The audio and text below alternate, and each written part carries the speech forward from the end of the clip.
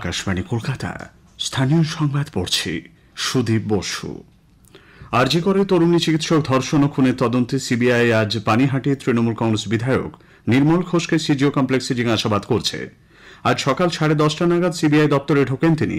9 তারিখ সকালে নির্মল ঘোষ আরজি করের প্রাক্তন অধ্যক্ষ সন্দীপ ঘোষের সঙ্গে বৈঠক করেন বলে অভিযোগ। মর্গের সামনেও তাকে দেখা যায়।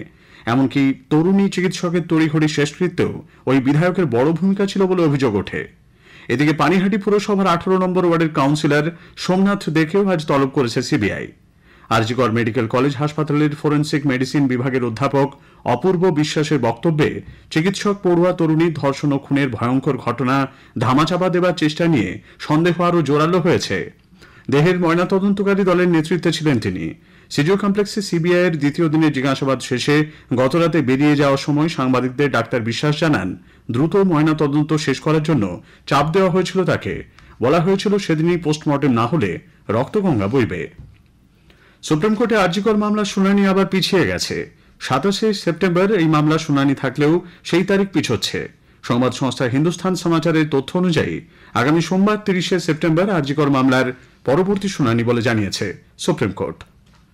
থ্রেট কালচার শুধুমাত্র চিকিৎসা জগতেই নয়, বিধানসভাতেও চলছে বলে কেন্দ্রীয় প্রতিমন্ত্রী তথা রাজ্য বিজেপি সভাপতি সুকান্ত মজুমদার মন্তব্য করেছেন।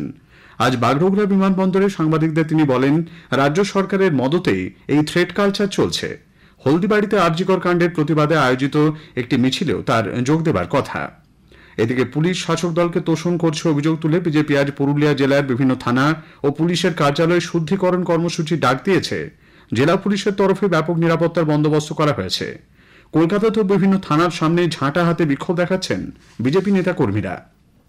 কলকাতা পুলিশ সিভিক ভলেন্টিয়ারদের পর এবার বিভিন্ন থানা, ট্রাফিক গার্ড এবং পুলিশ ইউনিটগুলির কাছে কর্মরত হোমগার্ডদের তথ্য জানতে চেয়েছে।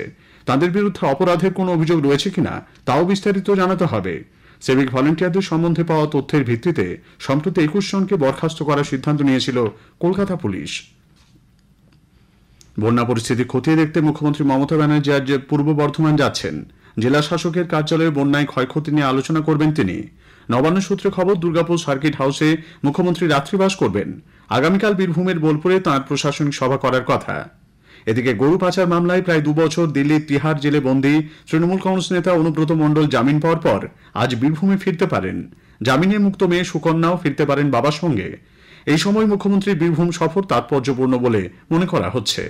এদিকে গরু পাচার মামলায় এনামুল হকও জামিন পেয়েছেন বলে জানা গেছে। ইডির করা মামলায় তাকে জামিন দিয়েছে সুপ্রিম কোর্ট। ডিভিসি তাদের বিভিন্ন জলাধার থেকে জল ছাড়া অব্যাহত রেখেছে, তবে পরিমাণ কিছুটা কমানো হয়েছে বলে খবর। মাইথন জলাধার থেকে গত রাতে 30,000 কিউসেক এবং পাঞ্চের জলাধার থেকে 12,000 কিউসেক জল ছাড়া হয়েছে।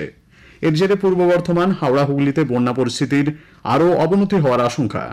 উল্লেখ্য, মাইথন ও পাঞ্চের জলাধার থেকে জল ছাড়া নিয়ে কেন্দ্র রাজ্য চাপানুতর তুঙ্গে। পশ্চিম মধ্য বঙ্গোপসাগর ও দক্ষিণ মায়ানমার উপকূলে সৃষ্ট দুটি ঘূর্ণাবর্তের প্রভাবে আজ পশ্চিম মধ্য বঙ্গোপসাগর ও পার্শ্ববর্তী এলাকায় একটি নিম্নচাপ ক্ষেত্র তৈরি হওয়ার সম্ভাবনা। আবহাওয়া দপ্তরের পূর্বাঞ্চলীয় প্রধান সোমনাথ দত্ত আকাশবাণীকে জানিয়েছেন, এর জেরে আগামী রবিবার পর্যন্ত দক্ষিণবঙ্গের সব জেলাতে বিক্ষিপ্তভাবে হালকা থেকে মাঝারি বৃষ্টির সম্ভাবনা রয়েছে। বেশ কিছু জায়গায় বজ্র বিদ্যুৎ সহ বৃষ্টির সম্ভাবনা রয়েছে। সেই সঙ্গে ঘন্টায় 30 থেকে 40 কিলোমিটার বেগে ঝোড়ো হাওয়া বইবে। বন্যা কবলিত ঘাটালের দাসপুরে বিদ্যুৎ ও পানীয় জলের দাবিতে আজ স্থানীয় বাসিন্দারা পথ অবরোধ করেন। দাসপুর 1 নম্বর ব্লকের সামাট গ্রামের বাসিন্দারা মেদিনীপুর ঘাটাল রাজ্য সড়কের উপর বসে বিক্ষোভ দেখান। পরে প্রশাসনের আশ্বাসে পথ অবরোধ উঠে যায়। উত্তর 24 পরগনার মিনাখা থানা এলাকায় রিসর্ট এক ব্যবসায়ীর অসুস্থ হয়ে মৃত্যুর ঘটনায় পুলিশ তদন্ত শুরু করেছে। জানা গেছে, গতকাল দুপুর 12টা নাগাদ এক বান্ধবীকে সঙ্গে নিয়ে সুশান্ত হালদার নামে ওই ব্যক্তি রিসর্টে ওঠেন। দুপুরে অসুস্থ হয়ে পড়লে তাকে ভাঙড় হাসপাতালে নিয়ে যাওয়া হয়। চিকিৎসকরা সুশান্তকে মৃত বলে ঘোষণা করেন। এদিকে এই ঘটনায় তাঁর স্ত্রী বান্ধবীর বিরুদ্ধে খুনের অভিযোগ দায়ের করেছেন। দেহটি ময়না তদন্তে পাঠানো হয়েছে। কলকাতার উপকণ্ঠে নিউ টাউনের টেকনোসিটি থানা এলাকায় বহুতল থেকে ঝাঁপ দিয়ে এক বৃদ্ধ আত্মঘাতী হয়েছেন। জয়দেব সাধুখা নামে বছর 80 ওই ব্যক্তি বেশ কিছুদিন ধরেই মানসিক অবসাদে ভুগছিলেন বলে পরিবার সূত্রে জানা গেছে। স্থানীয় সংবাদ শেষ হলো।